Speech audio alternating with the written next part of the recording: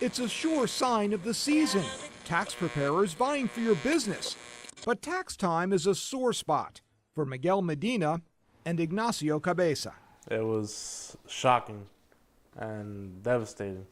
Both men are being audited. So you could owe the IRS some serious money. Yep, a lot of money.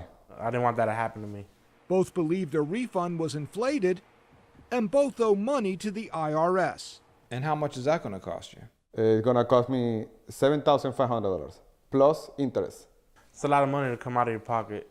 They shared the same tax preparer, National Tax Group. That's the letter, the audit.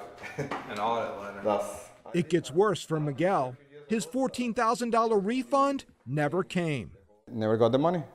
So he compared the bank routing number on the return he signed with the one he says his tax preparer filed online.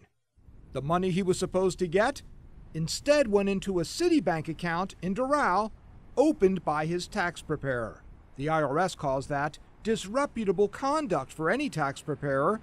Medina calls it theft. And nobody knows how to resolve the issue, not even the account, not even IRS. In his complaint to the IRS, Medina blamed National Tax Group and Jose Fernandez.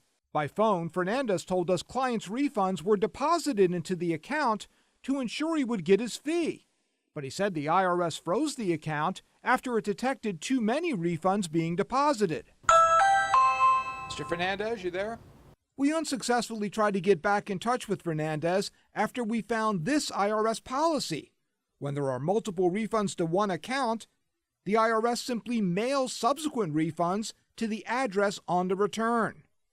Problem there, Medina says, his address was also changed to a mail drop box connected to Fernandez. It almost cost me my marriage last year. Almost filed for bankruptcy. Miguel is now one of thousands who suspect tax preparer fraud. The Consumer Federation of America said the lack of preparer regulation has led to widespread incompetence and fraud. Only 4 states require someone to get a license to prepare income taxes. Florida is not one of them. You don't have to be an accountant, you don't have to be an attorney, you just have to get a number from the IRS. In fact, it's harder in Florida to get a license to do nails than it is to do taxes. With no standards for education, training, or competence for tax preparers, Rod Davis with the Better Business Bureau says it's taxpayer beware.